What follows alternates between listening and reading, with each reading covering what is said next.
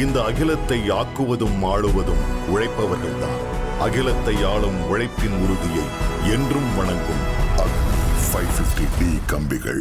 கல்லூரி மாணவிகளை பாலியல் ரீதியாக தவறாக வழிநடத்திய வழக்கில் அருப்புக்கோட்டை பேராசிரியை நிர்மலா தேவி குற்றவாளி என ஸ்ரீவில்லிபுத்தூர் நீதிமன்றம் நேற்று தீர்ப்பளித்தது.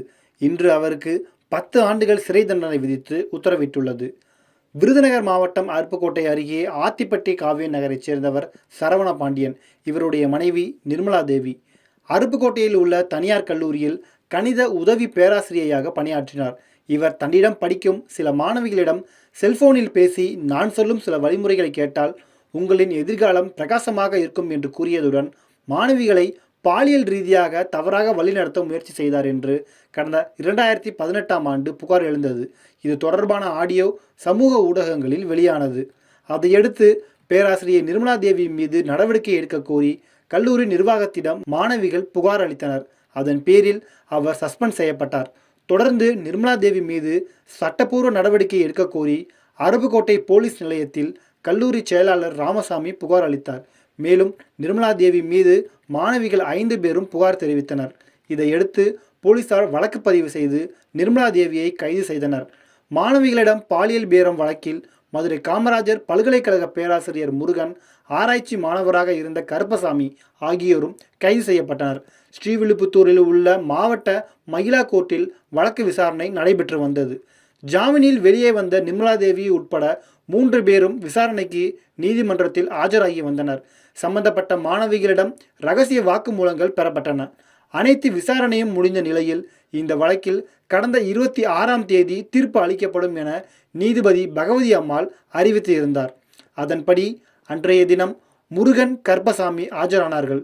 ஆனால் நிர்மலா தேவி ஆஜராகவில்லை. இதைத் தொடர்ந்து தீர்ப்பை நேற்றைக்கு ஸ்ரீவில்லிபுத்தூர் நீதிபதி ஒத்திவைத்திருந்தார். நேற்று காலை 10 மணிக்கு முருகன், கருப்பசாமி நீதிமன்றத்தில் ஆஜராகினர். தொடர்ந்து நிர்மலா தேவி பலத்த போலீஸ் பாதுகாப்புடன் கோர்ட்டுக்கு அழைத்து வரப்பட்டிருந்தார். மதியம் 1 மணி அளவில் நீதிபதி பகவதி அம்மாள் தீர்ப்பை வாசித்தார். அப்போது காமராஜர் பல்கலைக்கழக பேராசிரியர் முருகன் மற்றும் கருப்பசாமி ஆகிய இருவரையும் விடுதலை செய்து தீர்ப்பளித்தார். பின்னர் அரசு வக்கீல் சந்திரசேகரன், நிர்மலா தேவி தரப்பு வக்கீல் சுரேஷ் நெப்போலியன் ஆகியோர் வாதிட்டனர். வழக்கில் இருந்து நிர்மலா தேவியையும் விடுவிக்க வேண்டும் என அவரது தரப்பில் வாதிடப்பட்டது. அதே நேரத்தில் அரசு தரப்பில் இதற்கு எதிர்ப்பு தெரிவிக்கப்பட்டது. இருதரப்பு வாதங்களையும் கேட்ட நீதிபதி இந்த வழக்கில் பேராசிரியை நிர்மலா தேவி குற்றவாளி என தீர்ப்பளித்தார். அவருக்கான தண்டனை விவரம் இன்று, அதாவது ஏப்ரல் 30ஆம் தேதி மதியம் 2:30 மணிக்கு மேல் அறிவிக்கப்படும் என்று அறிவித்திருந்தார். நிர்மலா தேவி குற்றவாளி என தீர்ப்பளிக்கப்பட்டதால் அவரை சிறையில் அடைக்க போலீசார் முடிவு செய்தனர்.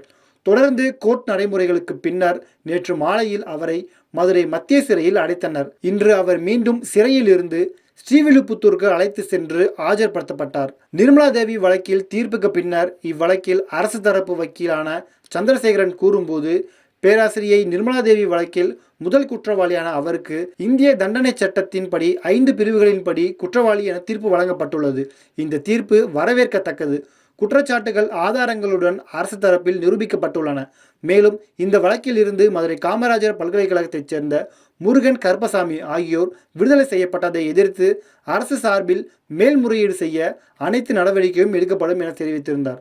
நிர்மலா தேவி தரப்பில் ஆஜரான வக்கீல் குற்றவாளிக்கு தண்டனையை குறைக்க வாய்ப்பு அளிக்கும்படி இந்த வழக்கில் மேலும் சில ஆவணங்களை தாக்கல் செய்ய கால அவகாசம் வேண்டும் எனவும் கேட்டுக்கொண்டதால் 1 நாள் அவகாசம் வழங்கி தண்டனை விவர அறிவிப்பை நீதிபதி ஒத்திவைத்துள்ளார். இதனிடையே இன்று நீதிமன்றத்தில் ஆஜர்படுத்தப்பட்ட பேராசிரியை நிர்மலா தேவிக்கு 10 ஆண்டுகள் சிறை தண்டனை விதித்து நீதிபதி தீர்ப்பளித்தார். தீர்ப்பை அடுத்து அவர் பலத்த பாதுகாப்புடன் மதுரை மத்திய சிறைக்கு கொண்டு செல்லப்பட்டார். இந்த அகிலத்தை ஆக்குவதும் ஆளுவதும் உழைப்பவர்கள்தான். அகிலத்தை ஆளும் உழைப்பின் உறுதியை என்றும் வணங்கும் 550D கம்பிகள்.